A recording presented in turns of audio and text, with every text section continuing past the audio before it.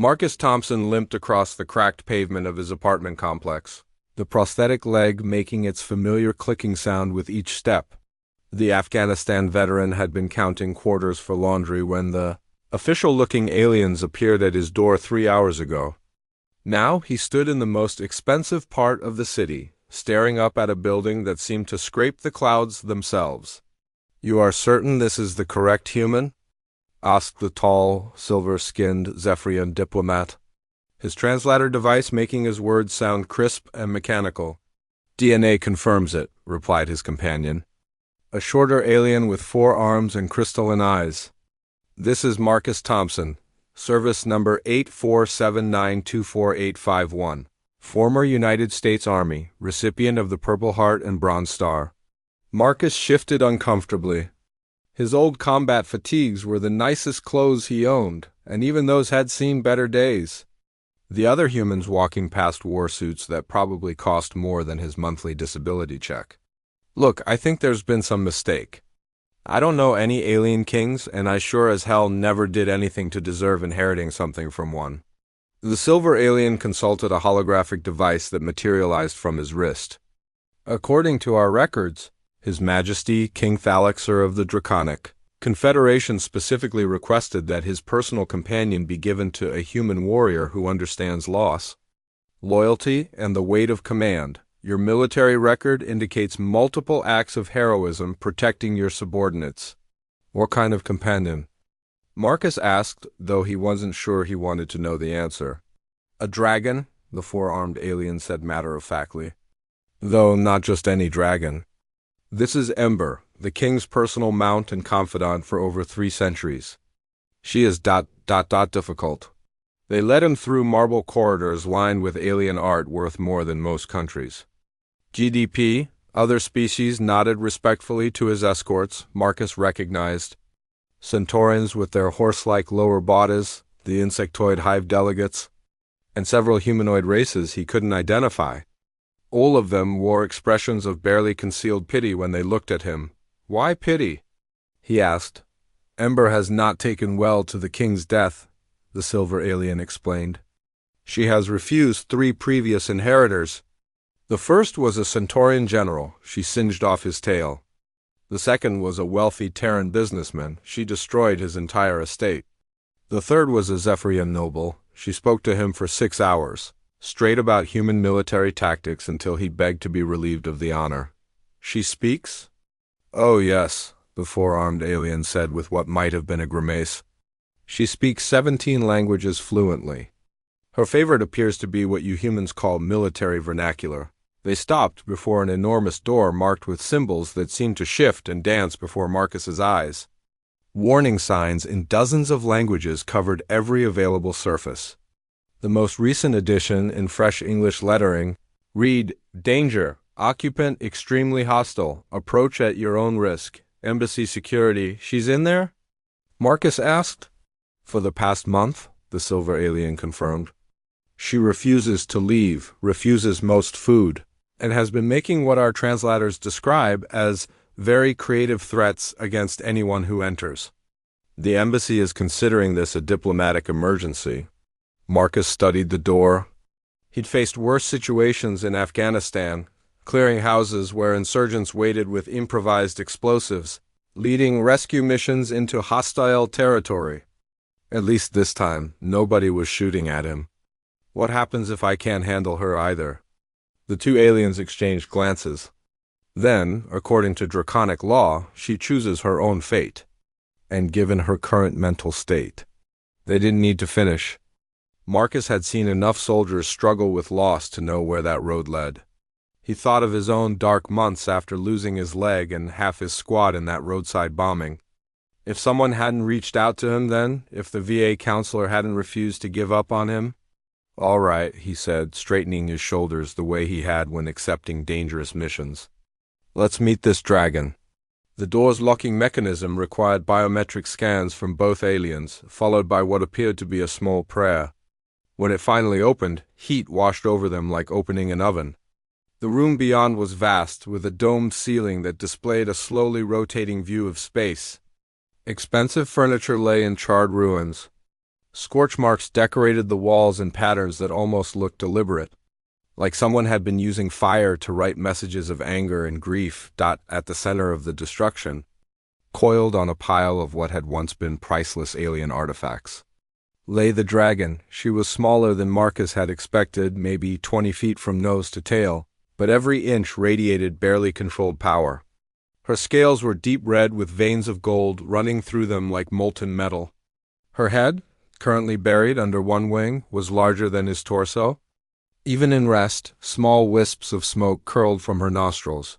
"Ember," the silver alien called softly. "We have brought another potential companion for you to meet." The dragon's head emerged from under her wing with the speed of a striking snake. Her eyes were like looking into the heart of a furnace, and when she spoke, her voice was distinctly feminine, tinged with an accent that sounded almost Southern American. "Another one?" she said, her words dripping with disdain. "Let me guess, another rich boy looking to add a pet dragon to his collection? Or maybe another general who thinks 300 years of combat experience ain't worth listening to because it comes from a beast?" Marcus found himself face to face with an intelligence that was ancient, grieving, and absolutely furious. In her eyes, he saw something he recognized from his own mirror during the worst days after his injury, the look of someone who had lost everything that mattered and was daring the world to give them a reason to care again. "Ma'am," he said, instinctively falling back on military courtesy. "I'm Sergeant Marcus Thompson, United States Army, retired. I'm sorry for your loss." The dragon's eyes widened slightly. Of all the things she might have expected, a simple expression of sympathy from a fellow soldier clearly wasn't one of them. Ember stared at Marcus for a long moment, her fiery eyes scanning him from head to toe. She noticed the way he stood, weight slightly favored on his left leg, shoulders squared despite obvious fatigue, hands loose but ready. She saw the faded ribbons on his uniform jacket and the careful way he kept his prosthetic leg positioned. "Sergeant, huh?" she said, lifting her massive head higher. "Let me guess what happened. I'd ambush? Some politician's bright idea that got your people killed while he sat safe in his office?" Marcus felt the two alien diplomats shift nervously behind him, but he kept his eyes on the dragon. "Roadside bomb outside Kandahar. Lost 3 good soldiers that day and my right leg below the knee. And now they expect you to babysit the grieving dragon because you both know what loss feels like." Ember's voice carried a bitter laugh. "Real touching. Did they mention that my previous companions were chosen for their wealth and political connections? Not a damn one of them had ever held a weapon in anger or lost anyone who mattered. No, ma'am, they didn't mention that part." Ember uncoiled herself and rose to her full height. Even hunched in the ruined room, her head nearly touched the 15-foot ceiling. "You want to know what I told the last one? That fancy Zephyrian lord? I explained exactly how human soldiers in your Vietnam War dealt with incompetent officers. Took me 6 hours, complete with tactical diagrams." He was crying by the end. Despite everything, Marcus felt a smile tugging at his lips. "Fragging. You taught him about fragging." "Smart boy," Ember said, genuine approval creeping into her voice. "Took him 4 hours to figure out I wasn't talking about explosive devices." She moved closer, each step deliberate and predatory. "So here's my question, Sergeant Marcus Thompson. What makes you think you can handle me when 3 others couldn't?"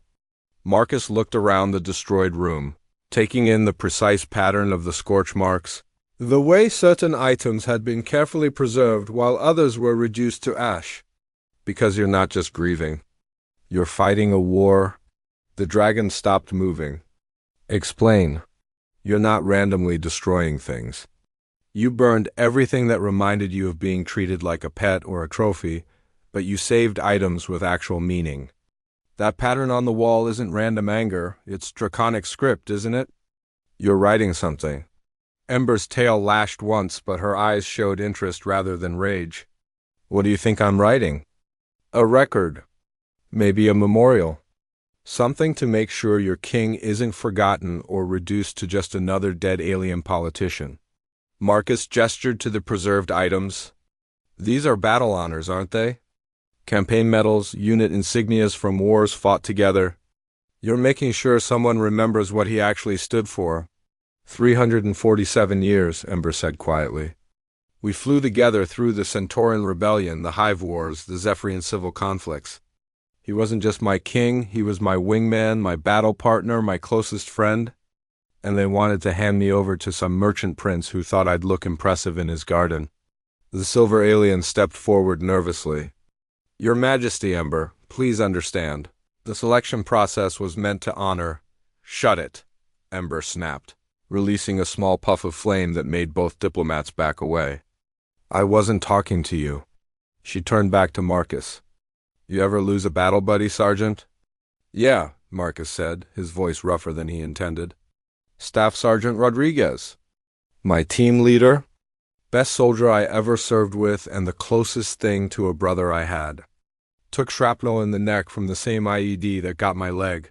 What would you do if someone tried to give you away as inheritance to some rich asshole who wanted a decorated veteran as a conversation piece? Marcus was quiet for a moment. Probably burn down their house. Exactly.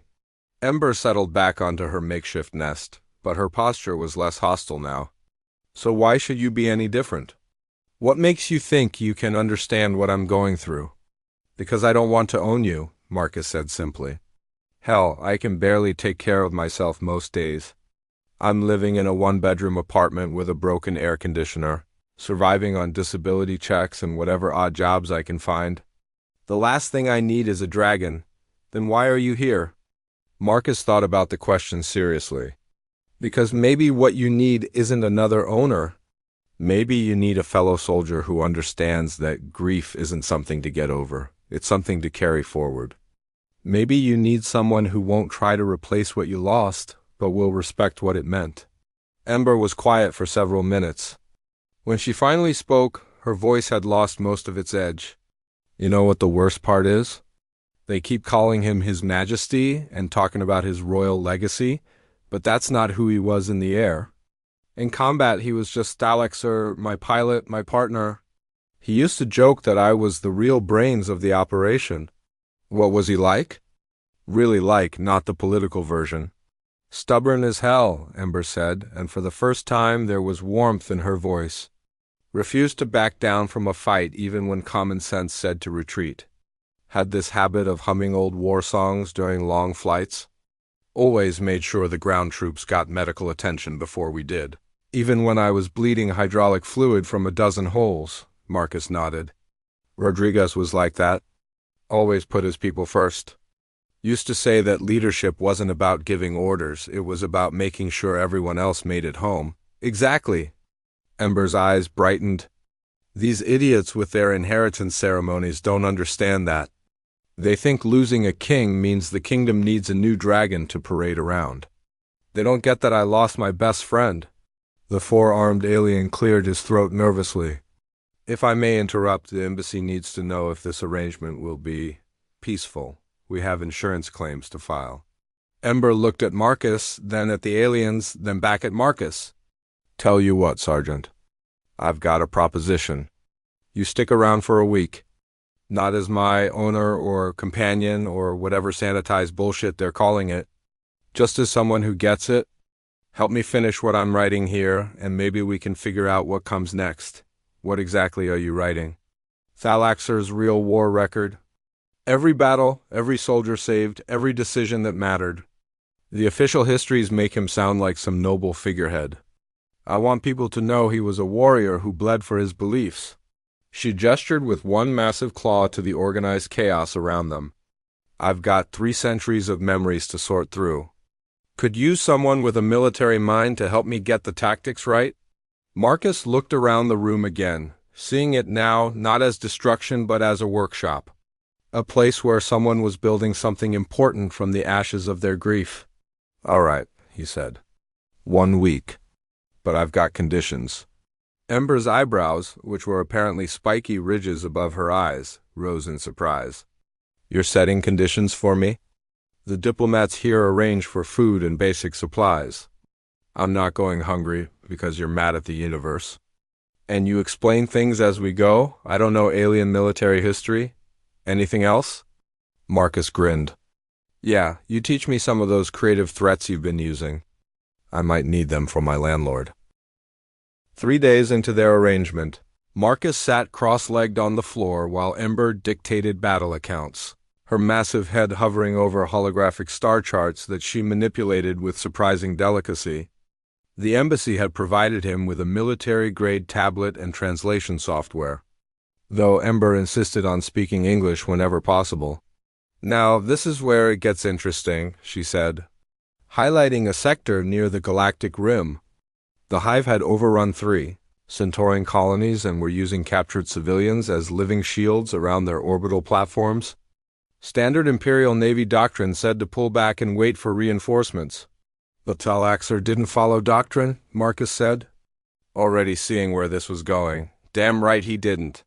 He spent 2 days studying the platform's patrol patterns, then came up with the most insane rescue plan I've ever been part of. Ember's eyes gleamed with the memory. We went in at night, just him and me, flying so close to that gas giant's radiation belt that our instruments were screaming error warnings. Marcus typed rapidly, noting tactical details that the official histories had glossed over. How'd you extract the civilians without alerting the Hive? That's the beautiful part.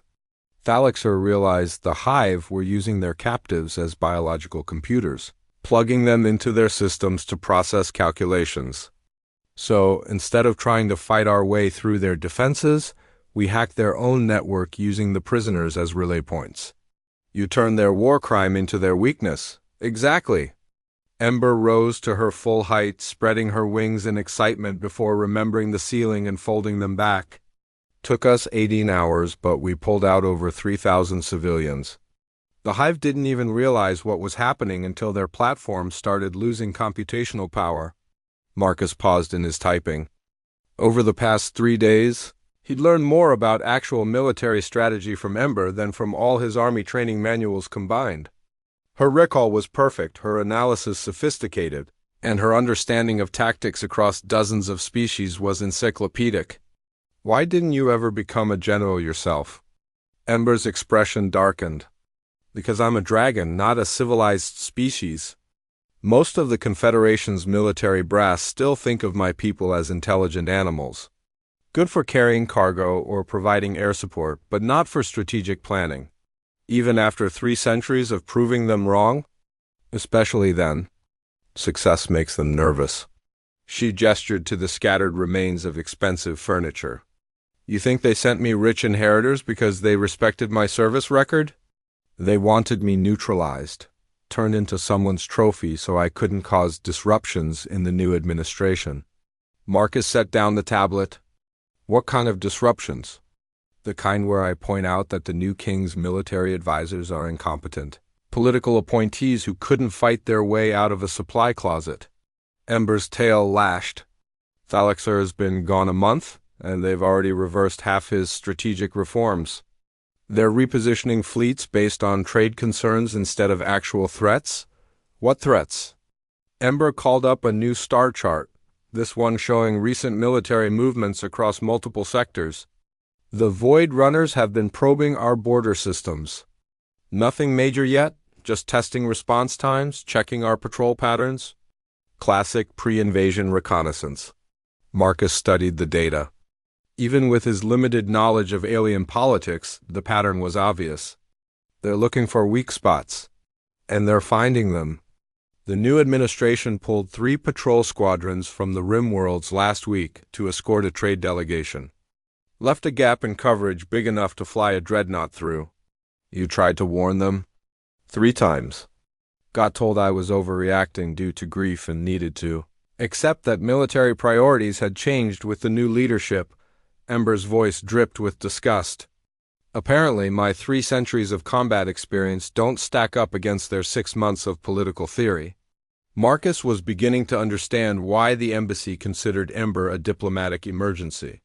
She wasn't just a grieving dragon, she was a walking strategic database with the emotional regulation of someone who'd lost everything and had nothing left to lose. What would Thalaxer have done? Kicked their asses until they remembered that dead civilians don't pay taxes. Ember studied the star charts with the intensity of a general planning a campaign, but the Laxer had authority. I'm just inherited property now. Maybe that's not entirely true. What do you mean? Marcus thought about his own struggles with the VA bureaucracy, with officers who'd never seen combat making decisions about benefits for soldiers, who'd given everything for their country. In the Army, we had a saying, there's the right way, the wrong way, and the Army way, but when lives were on the line, good soldiers found ways to do the right thing regardless of what the regulations said. You're suggesting insubordination? I'm suggesting that maybe a decorated veteran with a legitimate inheritance has certain rights that nobody's explained to her yet.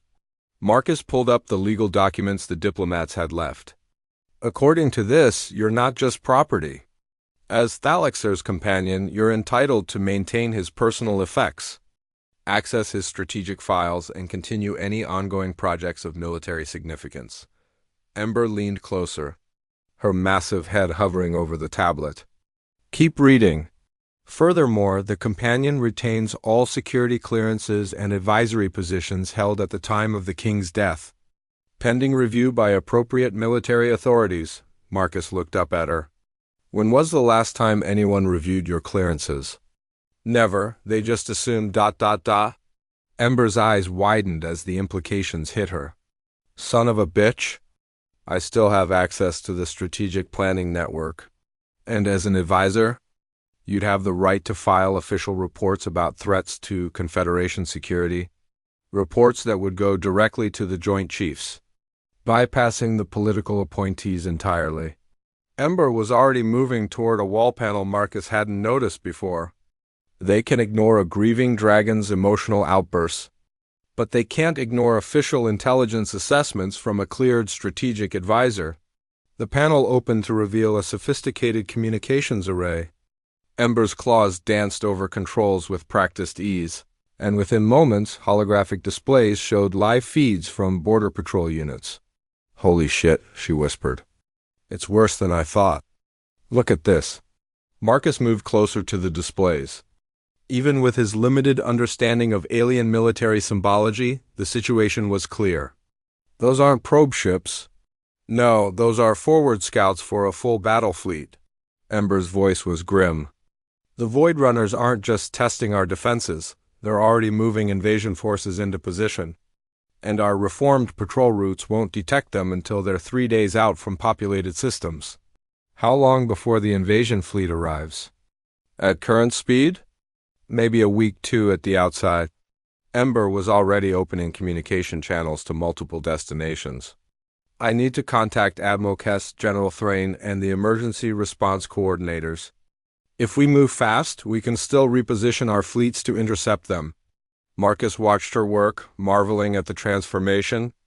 The grieving dragon was gone, replaced by a seasoned military professional who moved with purpose and authority. What do you need me to do? Help me draft these reports so they're politically bulletproof? I need language that shows I'm operating within my authority, following proper channels, and basing everything on verifiable intelligence. Ember paused in her typing and looked at him seriously. You sure you want to get involved in this? If I'm wrong about my authority, we could both end up in serious trouble. Marcus thought about the thousands of civilians on those border worlds, about families who had no idea death was heading their way while politicians played power games. He thought about Rodriguez and the rest of his squad, who died because someone in a comfortable office had made a decision without understanding what was actually happening on the ground. Ma'am, he said, falling back into military formality. I didn't survive Afghanistan just to watch good people die because nobody wanted to listen to inconvenient intelligence reports. Ember's fierce grin showed every one of her impressive teeth. Outstanding, Sergeant. Let's go save some lives. The response to Ember's intelligence reports was swift and predictable. Within 6 hours, 3 different government officials had demanded her immediate surrender to proper authorities. 2 news networks had branded her a rogue element, and the embassy had received formal complaints from 5 different departments about unauthorized military activities by inherited property. Marcus. watched the feeds coming in on Ember's communication array while she systematically ignored every attempt to contact her directly. They're not even addressing the intelligence about the Void Runner fleet, just complaining that you filed reports without permission. Standard bureaucratic response, Ember said, not looking up from her analysis of enemy fleet movements. Shoot the messenger, ignore the message. Thalexer used to call it death by committee situations where taking action without proper authorization was illegal, but getting proper authorization was impossible. What's Admiral Kess's response? Smart woman. She's not acknowledging my reports officially, but look at this. Ember highlighted fleet movement orders on her tactical display. 3 heavy cruiser squadrons just got routine training exercise. Orders that happen to put them exactly where they need to be to intercept the Void Runner advance force. Marcus studied the troop movements. And General Thrain? Even better. He's conducting emergency readiness drills that evacuate civilian populations from the 3 most vulnerable border systems. Ember's tail swished with satisfaction. They can't publicly admit they're acting on intelligence from a rogue dragon, but they're still doing their jobs. So why do you look worried? Ember manipulated the star chart, zooming in on the approaching enemy fleet. Because the politicians know what's happening too. And rather than admit they were wrong, they're doubling down. Look, new orders appeared on the display, stamped with the highest levels of government authority. Admiral Kess and General Thrain were being recalled to the capital for consultations on unauthorized military activities. Their replacements were political, appointees with no combat experience. They're pulling the competent commanders right before a major battle? Marcus stared at the orders in disbelief. That's insane. That's politics. They'd rather lose the border systems than admit a dragon knew something they didn't. Ember's claws scraped against the metal floor. The new commanders will probably order our fleets back to proper defensive positions, which means the Void Runners will hit undefended civilians.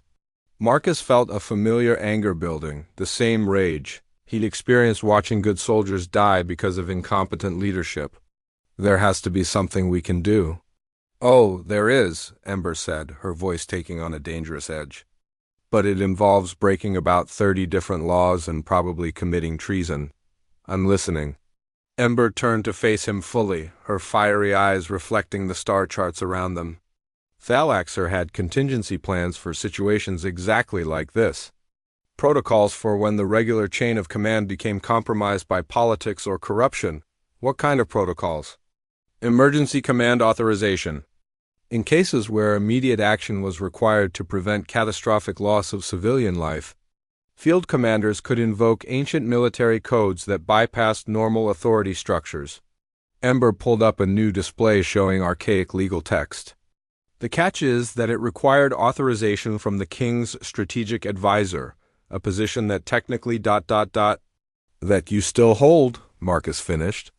But if you authorize emergency action and you're wrong about your authority ... we both get executed for treason, yes. Ember's expression was grim. But if we do nothing, hundreds of thousands of civilians die while politicians argue about jurisdiction. Marcus thought about the families on those border worlds. About children who would never grow up if the Void Runners reached them. He thought about his own family back home and what he'd want someone to do if they were in danger while bureaucrats played games with their lives. What exactly would emergency authorization allow? Admiral Kess and General Thrain could ignore their recall orders and maintain command of their forces. They could engage the Void Runner fleet without waiting for official permission. And they could coordinate with independent military contractors who aren't bound by Confederation chain of command. Independent contractors? Ember's grin was wolfish. Mercenaries, pirates, anyone with ships and weapons who's willing to fight for pay rather than politics. The border systems have quite a few retired military officers who left service because they were tired of bureaucratic interference. Marcus understood immediately. You're talking about putting together an off-the-books fleet? Exactly. Officially, it would be Admiral Kess conducting training exercises while independent contractors happen to be in the same area. Unofficially, it would be a coordinated defense that could stop the Void Runners. Cold, and the legal authorization for Olive.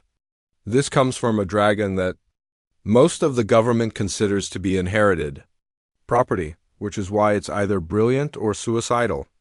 Depending on whether I actually have the authority, I think I do. Ember studied the approaching enemy fleet again. Decision time, Sergeant. In about 12 hours, those politicians are going to strip command from every competent officer in the border regions. After that, it won't matter what authorization we have. Marcus looked at the displays showing thousands of innocent lives hanging in the balance. Then at the dragon, who was probably the only one in position to save them. It reminded him of Afghanistan, of moments when the right choice was obvious even if the consequences were terrifying. How do we do it? First, I need to send coded messages to Kess and Thrain explaining the situation and giving them emergency authorization to maintain command. Then we contact every mercenary, privateer, and independent security contractor within jump range and offer them combat pay to join a training exercise. What about after? Even if we win, the government isn't going to forgive this. Ember was quiet for a moment. Thalaxer used to say that sometimes the only way to serve your people was to become someone they could never officially acknowledge. A ghost in the machine, doing what needed to be done while everyone else maintained plausible deniability.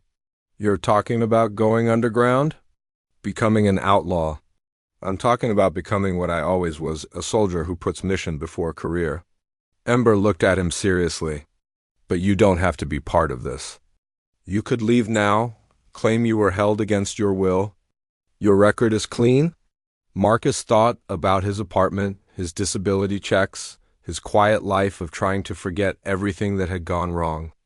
Then he thought about Rodriguez and the others who died believing their sacrifice mattered, believing they were protecting people who couldn't protect themselves.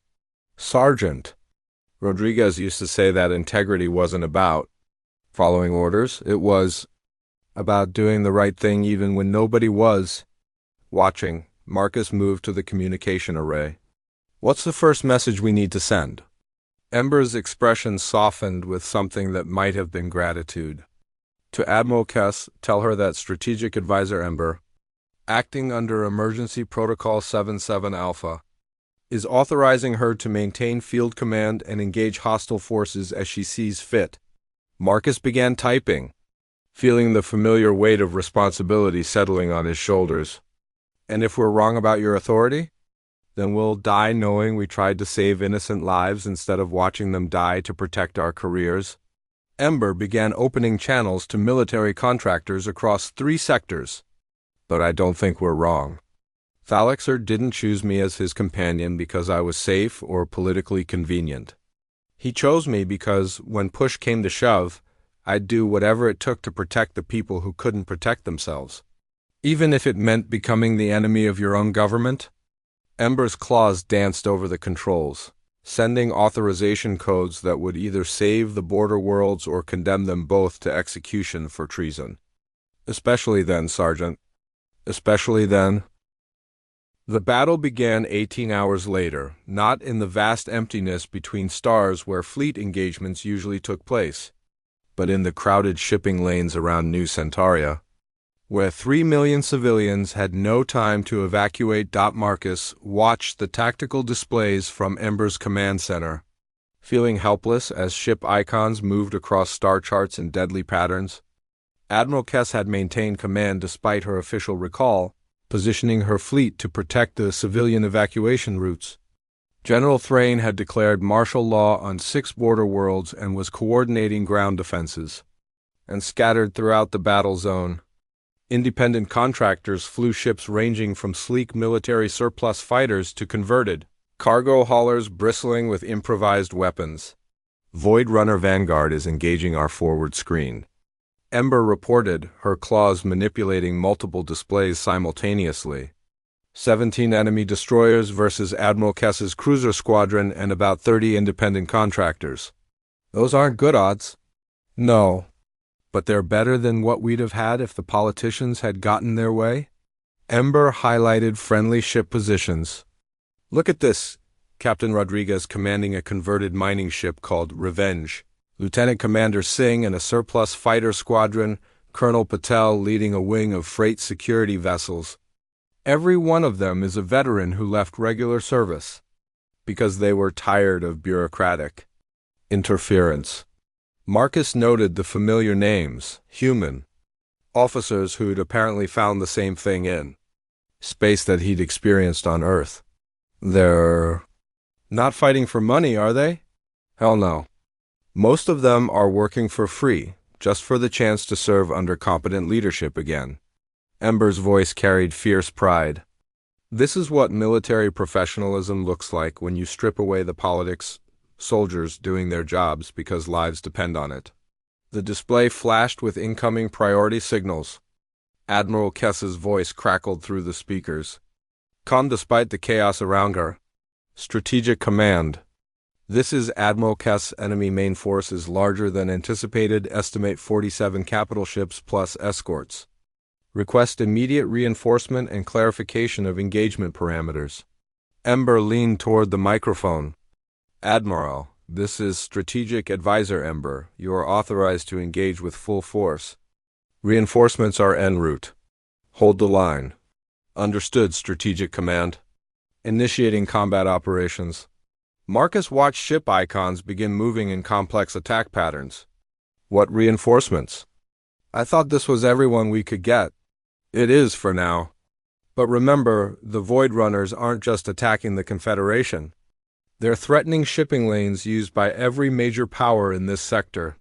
Ember's grin was predatory. I may have sent a few intelligence briefings to some very interesting recipients, such as the Terran Federation Navy. Seems they have a significant merchant fleet in this area that might be threatened by Void Runner expansion. Also the Free Traders Union, the Centauran Defense Force, and a few independent human colonies that really don't like raiders. Marcus stared at her. You're bringing in everyone. I'm providing intelligence to parties with legitimate security interests. What they choose to do with that information is entirely up to them. The displays began showing new ship signatures jumping into the battle zone. And apparently they're choosing to conduct training exercises in the area. The tactical situation transformed as dozens of new contacts appeared. Sleek Terran destroyers, heavily armed Centaurian battle cruisers, and swarms of smaller vessels from various human colonies and trading organizations. The Void Runner fleet suddenly found themselves outnumbered 3-1. This is Admiral Chun, Terran Federation Navy, a new voice announced. We're conducting joint training exercises in this sector. Any hostile forces interfering with legitimate commerce will be engaged. Colonel Martinez. Free Traders Union Security Force. Our convoy escorts are authorized to defend merchant shipping by any means necessary. Captain Okafor, representing several independent colonies. We're here to protect our people. Marcus realized what Ember had accomplished. By framing the defense as multiple separate actions by different organizations, she'd created a coalition that couldn't be disbanded by any single government. They can't order a recall if everyone's operating under different authorities. Exactly. And since the Void Runners fired first, everyone's acting in legitimate self-defense. Ember monitored the expanding battle with professional satisfaction. Best part is, most of these commanders know each other from previous conflicts. They're coordinating without needing official authorization. The tide of battle turned quickly. The Void Runner fleet, designed to overwhelm scattered defense forces, found themselves facing a coordinated response from experienced military professionals. Their advance force was destroyed within 2 hours, and their main fleet began a fighting retreat toward the border. Void Runner fleet is withdrawing, Admiral Kess reported. Estimates 70% casualties. They're running for the jump point. Let them go, Ember advised. We've made our point. But even as victory became clear, Marcus noticed new signals appearing on the communication. Array, official Confederation government transmissions with maximum priority. Stamps, incoming orders from the capital, he warned.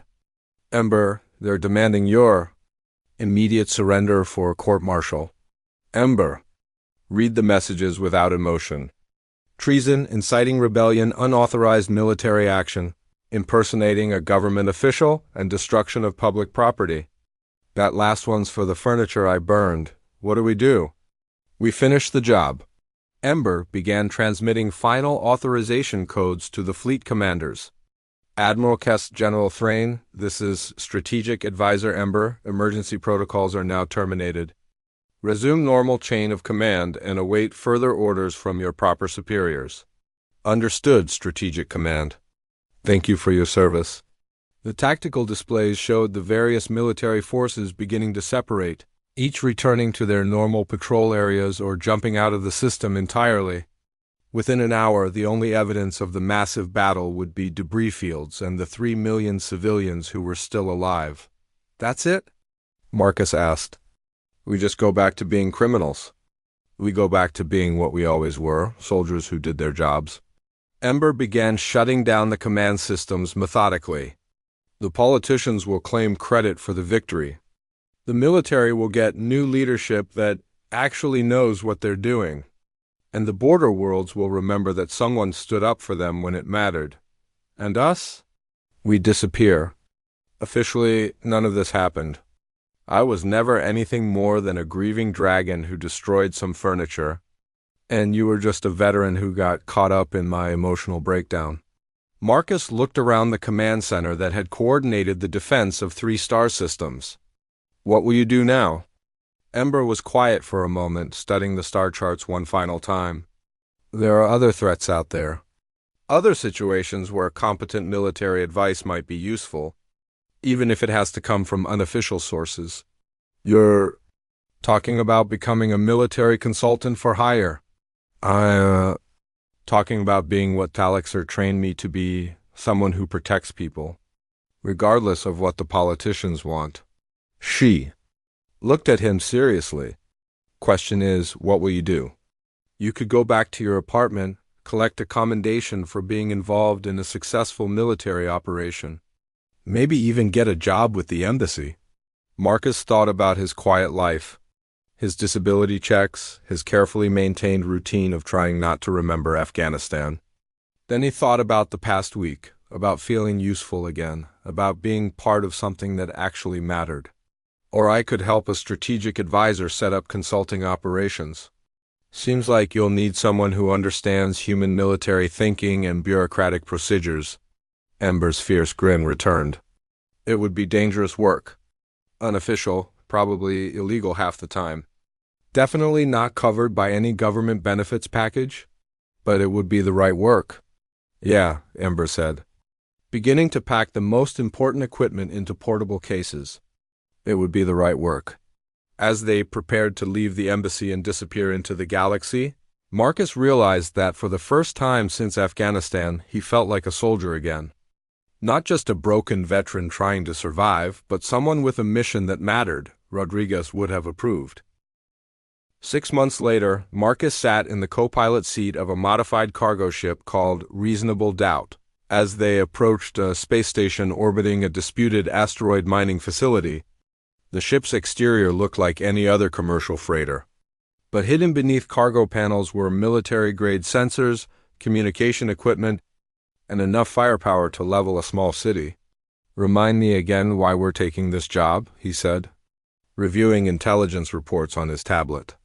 The local government specifically requested that we stay away from their territorial dispute, because the local government is run by idiots who think they can negotiate with the Bloodfang Syndicate. Ember replied from the pilot's seat. Her massive form had taken some getting used to in the ship's cramped cockpit, but she flew with the skill of someone who'd been doing it for centuries.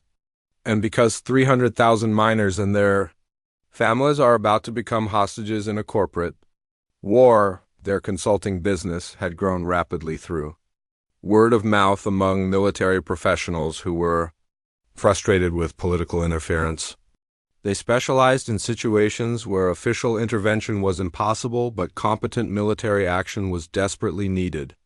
Sometimes they provided intelligence analysis, sometimes strategic planning, and sometimes direct action when no one else was willing or able to step up. Status report on local forces? Ember asked. Marcus consulted his files. The mining consortium has 12 security ships, all lightly armed patrol craft. The colonial government has a militia squadron, 18 fighters, and 2 corvettes. The Bloodfang Syndicate is bringing 47 ships, including 6 heavy cruisers, and official response? The Confederation Navy says it's outside their jurisdiction. The Terran Federation is monitoring the situation with concern. The local sector government is calling for all parties to exercise restraint and pursue diplomatic solutions, which translates to, we're going to let the pirates massacre civilians rather than risk political complications, Ember said with disgust. Good thing we don't work for politicians anymore. Their ship's communication array crackled with an incoming transmission. Unknown freighter, this is Station Commander Wells. You're entering restricted space. State your business or prepare to be boarded. Ember activated the communication system. Station Commander. This is Captain Ember of the consulting ship Reasonable Doubt. We're here to provide military assessment services to any parties interested in preventing unnecessary civilian casualties. Consulting services? Listen, lady, we've got a fleet of pirates bearing down on us and no time for corporate consultants. Unless you've got military-grade weapons and trained crews, you need to clear out of here before shooting starts. As it happens, Commander, we do have access to military assets. Question is, are you interested in effective resistance, or would you prefer to surrender and hope the Syndicate shows mercy to civilians? There was a long pause. Who the hell are you people? Marcus leaned toward the microphone. Commander, this is Sergeant Marcus Thompson, United States Army, retired. My partner and I specialize in providing military coordination services in situations where official help isn't available. We've successfully organized defensive operations in 17 similar scenarios. 17? How have I never heard of you? Because we work very hard to stay unofficial, Ember said. Our clients don't hire us for publicity. They hire us to solve problems that can't be solved through normal channels. Another pause then. What kind of military assets are we talking about? Marcus smiled, knowing they'd hooked him. Well, Commander, it's interesting how many independent contractors happen to be working in this sector. Freight security, convoy escorts, private survey teams with well-armed ships. Amazing how quickly they can respond to emergency situations when properly coordinated. You're talking about mercenaries. We prefer independent security professionals, Ember said. And before you ask about authorization, the mining consortium has every right to hire security contractors to protect their facilities. The colonial government can request assistance from any available source, and civilian evacuation is always a legitimate humanitarian operation. Over the next 6 hours, they watched their proven formula work again.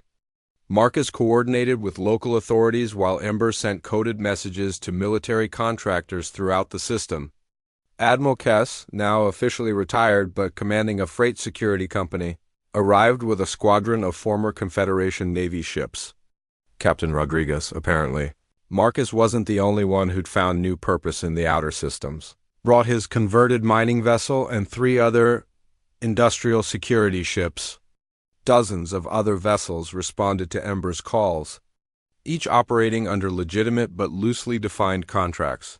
When the Bloodfang Syndicate arrived expecting easy prey, they found a coordinated defense force that outnumbered them 2 to 1 and was commanded by experienced military professionals who had no patience for pirate tactics. The battle lasted 3 hours and ended with the complete destruction or surrender of the Syndicate fleet. Not a single civilian was harmed, and the mining operation continued without interruption. Outstanding work, people, Ember transmitted to the assembled fleet.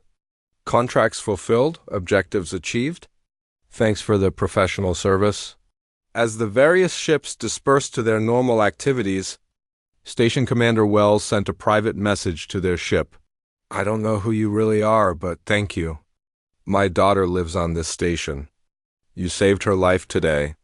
Just doing our jobs, Commander, Marcus replied. Stay safe out there. Later, as they jumped out of the system, Marcus reviewed their operational reports.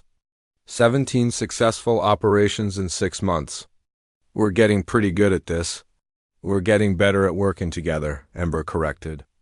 You handle the human military mindset and bureaucratic navigation. I provide strategic analysis and coordination with non-human forces. It's a good partnership. Any regrets about leaving the official world behind? Ember considered the question while piloting them toward their next destination, a system where corporate security forces were reportedly abusing civilian populations. You know what Thalexer used to say? The uniform doesn't make the soldier. The soldier makes the uniform worth wearing. We're still soldiers, just without the uniforms. Exactly. And without the politicians, the bureaucrats, the committees, and the budget meetings, we identify threats, develop solutions, implement them effectively, and move on to the next problem. Ember's voice carried deep satisfaction. It's what we were always meant to do. Marcus looked out at the stars ahead of them, thinking about all the places where good people needed help that wouldn't come through official channels. What's our next job? Colony World called Haven's Rest. The local corporate governor is using military contractors to suppress labor organizers. Turns out some of those contractors are using equipment and tactics that violate several interstellar treaties. Let me guess, the official response is to monitor the situation and encourage all parties to pursue peaceful resolution. You're learning, Ember said with a grin. But it turns out that several independent human rights organizations are very interested in hiring security consultants to document treaty violations. And certain retired military officers are available for humanitarian assessment missions. Marcus began pulling up files on Haven's Rest, already thinking about logistics and coordination. It felt good to have a mission again, to be part of something that mattered beyond his own survival. Think we'll ever get to retire? He asked. Probably not, Ember admitted. There's always going to be another situation where competent people need to step up because the official systems are failing. Good, Marcus said, and realized he meant it. Rodriguez always said that some missions never end. They just find new people to carry them forward. As their ship jumped into hyperspace toward their next operation, Marcus thought about the letter he'd send to his family. Not about the battles or the danger, but about finding his place again. About being useful, about serving something larger than himself. He wouldn't mention that his partner was a dragon who spoke like a drill sergeant and could coordinate military operations across multiple star systems simultaneously. Some things were too complicated to explain in a letter, but he would tell them that he'd found his purpose again, working with someone who understood that sometimes the most important service happened in the shadows, performed by people who would never get official recognition, but who did the work anyway because it needed to be done. The inheritance had turned out to be exactly what both of them needed, not ownership, but partnership. Not a master and a servant, but two soldiers who had found their way back to the war that mattered. Rodriguez would definitely have approved.